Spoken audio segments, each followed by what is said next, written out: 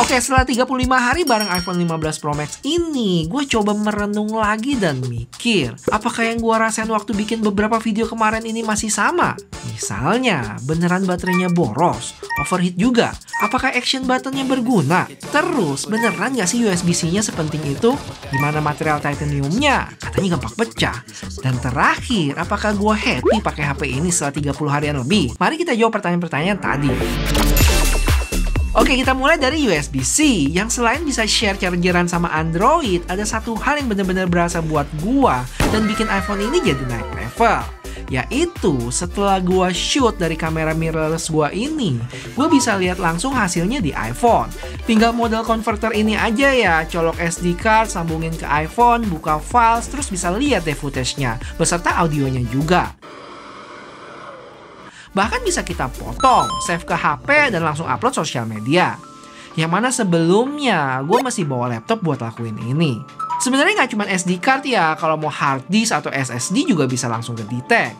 Terus nggak cuma storage, tapi bisa connect ke mic, jadi external monitor, dan lain sebagainya. Gimana dengan transfer data? Emang terbukti cepet sih kalau dibandingin sama iPhone 14 Pro Max gue sebelumnya. Gue copy data sekitar 2 GB pakai kabel khusus ini kurang lebih 36 detik kelar. Habis itu gue bandingin sama iPhone 14 Pro Max pakai kabel Lightning, butuh waktu sekitar 1 menit 37 detik. Gile. Gimana kalau AirDrop? Sekitar 48 detik. Cuman serius buat transfer data gini gue hampir nggak pernah pakai kabel sih. Udah terlalu nyaman pakai AirDrop. Ya maklum lah, gue pemuja ekosistem. Serius, buat kalian yang belum tahu apa itu si Echo, wajib nonton video ini ya, yang menurut gue sih keren banget. Terus kalau dipikir-pikir, edan juga ya si Lightning ini. Transfer data di iPhone 14 Pro masih lebih cepat pakai AirDrop dibanding kabel. Untung iPhone-nya mulai tobat, walaupun baru varian Pro doang yang cepet. Oh ya, nggak melulu pakai USB-C ini enak ya, bisa share chargeran sama Android. Tapi ada kondisi tertentu yang dimana saat traveling, gua tuh paling males bawa chargeran. Dan biasanya suka nebeng sama si nyonya, yang mana dia pakai iPhone yang masih Lightning.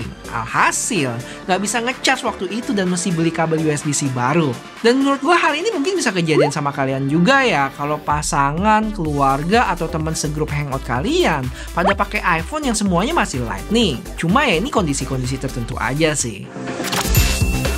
Setelah pakai lebih dari 30 hari, harus gue akui gue jatuh cinta banget sama feel pegang HP ini dibanding iPhone-iPhone sebelumnya. Ini lebih enak, lebih enteng dan nyaman juga karena ada lengkungan kecil ini nih. Mungkin kebanyakan dari kalian bakal pakai case ya, sama kayak gua. Tapi sesekali cobain deh tanpa case. Misalnya pas lagi di kasur atau meja kerja yang sekiranya aman. Enak banget tau. Cuman masalah warna masih sama kayak komen gue sebelumnya ya. B aja sih untuk natural titaniumnya. Terus banyak video di luaran sana yang bilang HP ini rentan banget kalau jatuh. Mungkin ada benernya. Dan sorry nih, gue harus mengecewakan kalian kalau gue nggak bakal buktiin itu. Tapi menurut ilmu sotoy gue, mungkin aja sih gara-gara desainnya yang sekarang ada lengkungan kecil ini. Jadi saat jatuh yang nimpa duluan itu layarnya atau belakangnya. Karena kalau flat kayak iPhone 14 sebelumnya, paling enggak bisa ketahan dari framenya dulu. Atau ada teori lain yang mana sekarang kalau mau servis iPhone, bagian back glassnya itu lebih murah selisih sampai 5 jutaan. Hal ini bisa terjadi karena sekarang internal chassis arsitektur dari iPhone-nya diubah, jadi lebih gampang diservis. Dan mungkin gara-gara itu lebih gampang pecah. Gimana? Kalian lebih percaya teori yang mana nih? Atau ada pendapat lain? Cuman yang jelas buat yang beli warna biru atau hitam mesti ekstra hati-hati. Karena kalau framenya kegores bakal bertanda gitu yang keluar warna asli titaniumnya. Selain warna natural titanium, ada satu tanda yang biasa jadi patokan gua kalau mau kepoin ini orang pakai 15 Pro atau enggak. Walaupun agak susah sih kalau dilihat dari jauh, yaitu action button. Buat gue sendiri awalnya sih set buat buka kamera ya. Tapi karena udah kebiasa atau gimana, secara spontan gue buka kamera itu kalau nggak manual unlock terus pilih icon kamera atau tahan icon kamera yang ada di kanan bawah sini. Selalu lupa buat pencet action buttonnya. Dan dari situ gue mikir, oke, mungkin kamera nggak cocok buat gue. Kita coba shortcut yang kata orang ini cukup powerful. Tapi nggak banyak aktivitas gue juga yang bisa dilakuin di shortcut ini. Otomasi paling memungkinkan itu buat matiin lampu studio gua. Cuman lampu studio gua ini ada 2 app ya. Yang pertama buat matiin lampu di belakang sini, dan satu lagi lampu yang gede. Lampu belakang ini bisa muncul di app shortcutnya, yaitu Philips Hue. Jadi gue bisa matiin nih. Tapi yang satu lagi pakai app Sidus Link yang nggak nongol di sini. Jadi nggak guna juga ya kalau satu otomatis, satu lagi manual. Dan barulah akhir-akhir ini gue pakai buat aktifin Do Not Disturb. Dan surprisingly, sangat ngebantu loh buat menghilangkan gangguan dari notif-notif yang rame banget. Hampir tiap hari gue pakai sih. Jadi buat yang nggak tahu, salah satu yang iPhone kita lakuin saat mode Do Not Disturb adalah hilangin semua notif. Termasuk jumlah notif tiap-tiap app bakal hilang tuh. Loh, nggak pakai buat silent bang? Untuk ini dari iPhone sebelumnya, saat masih punya silent switch pun gue selalu set dalam kondisi silent sih.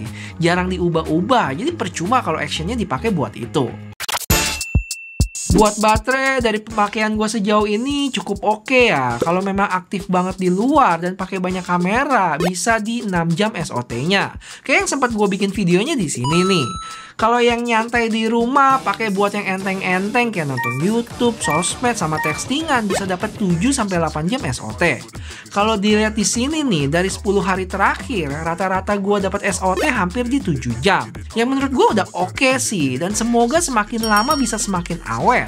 Karena HP ini udah bisa menyesuaikan sama pola penggunaan kita. Terus kalau masalah panas, sejauh ini gue cuman berasa pas lagi ngecharge aja. Yang mana itu wajar sih. Oh iya, dan satu lagi pas gue pakai kameranya cukup lama di outdoor. Selebihnya aman-aman aja sampai sekarang. Mungkin pas ngegame bakal lebih panas juga ya, tapi gue belum sempet coba ngegame di HP ini. Oh ya, gue mau omongin layarnya dikit nih. Yang mana gue udah dapet baret tipis. Dan ini emang karena gue gak pakai screen protector ya. Sebenarnya gue sempat pakai, cuman beberapa hari doang. Habis itu retak dan gak tahu kenapa ya. Dan gue gak pakai lagi sampai sekarang. Alasannya karena gue baru ingat kalau gue reviewer dan suka banding-bandingin kamera sama HP lain. Jadi kalau dilapisin screen protector gitu kurang valid sih kayaknya. Walaupun mungkin ya dibilang screen protectornya itu clear, tapi gue tetap gak mau ambil resiko. iPhone 14 Pro Max gue juga baret-baret sih nggak dipakein screen protector. Kalau iPhone 13 Pro Max gue dulu pakai screen protector, tapi nggak yang nutupin bagian kamera selfie-nya. Jadi kesimpulan dari cerita ini adalah ceramic shield yang diagung-agungkan Apple mungkin kuat, tapi juga cupu dalam hal goresan. Jadi hati-hati dan mesti pakein screen protector sih. Terakhir gue pakai screen protector dari Zeg ya, dan punya garansi seumur hidup loh. Cek deskripsi buat detailnya, oke? Buat kamera, sebenarnya secara hardware sama aja ya dengan versi sebelumnya. Peningkatannya ada di pemrosesan gambar yang makin baik, tapi menurut gua nggak signifikan. Kecuali kalau kalian sampai zoom atau crop jauh gitu baru kelihatan nih, tapi itu pun tipis-tipis aja. Dan khusus buat 15 Pro Max, ada lensa telefotonya dapat upgrade yang cukup mantep, yaitu 5 kali optical zoom dari sebelumnya 3 kali. Dan gue bakal fokus di sini aja, yang menurut gue ada plus minusnya. Minusnya dulu nih, sebelumnya kalau di 3 kali zoom 14 Pro Max atau misalnya 15 Pro sekarang, buat shoot objek yang dalam jangkauan tangan ini masih pas ya, bahkan masih bisa maju mundurin dikit objeknya. Tapi untuk 5 kali ini buat gue terlalu mepet dan tangannya mesti dipanjangin, jadi kurang ideal aja. Nggak cuman itu, buat foto portrait pun lebih jauh dari jarak yang biasanya, jadi masih munduran lagi.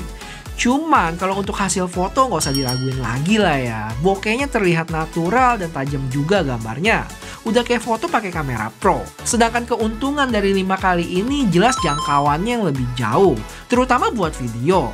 Gue coba bandingin video dari 14 Pro Max dengan zoom mentok 9 kali dibanding 15 Pro Max dengan zoom mentok 15 kali. Cukup berasa ya bedanya. Bisa menjangkau lebih jauh lagi itu bakal berarti banget, khususnya kalau kalian lagi di konser atau stadium olahraga. Terus kalau dibandingin sama S23 Ultra dan Pixel 8 Pro, sebenarnya nggak beda jauh untuk zoom 15 kali. Yang mana ini zoom mentok di iPhone.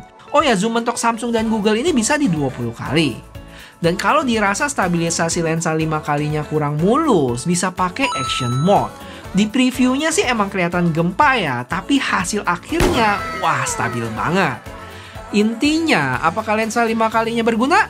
Balik lagi ke kebutuhan masing-masing. Kalau gue pribadi masih dalam tahap penyesuaian. Karena gue tipe orang yang lebih banyak shoot objek-objek dekat, shoot jauh sesekali aja. Dan overall selama sebulanan ini pakai iPhone 15 Pro Max, gue cukup happy. Walaupun nggak dipungkiri di saat yang bersamaan HP ini juga ngebosanin. Dan disclaimer, ini dari perspektif mantan pengguna iPhone 14 Pro Max. Cuma emang ini stylenya Apple sih. Mereka selalu menyempurnakan iPhone-nya walaupun secuil demi secuil. Makanya kalau ditanya upgrade atau enggak dari iPhone 14 Pro Max, gue cukup pede bilang nggak usah. Terutama untuk teman-teman yang budgetnya pas-pasan ya. Kalau berlebih mah bebas bos. Bakal bener-bener berasa kalau kalian upgrade dari iPhone 2 atau 3 tahun sebelumnya. Misalnya bayangin ya, kalian upgrade dari 12 Pro Max. Apa aja yang didapat? ProMotion 120Hz, always on display, titanium frame, dynamic island, chipset ngebut A17 Pro, 48 megapiksel lensa utama, 5 kali zoom, autofocus di selfie, USB-C, dan masih banyak lainnya deh. Oh ya, buat yang tanya fitur-fitur kayak ProRes, shoot video dalam log, dan temen-temennya, gue nggak pernah pakai ya, dan gue yakin mungkin 90% dari kalian yang nonton ini juga nggak pakai, jadi gue skip aja. Dan terakhir, gue lagi coba mengejar 1 juta subscriber supaya bisa collab sama David Gadgetin.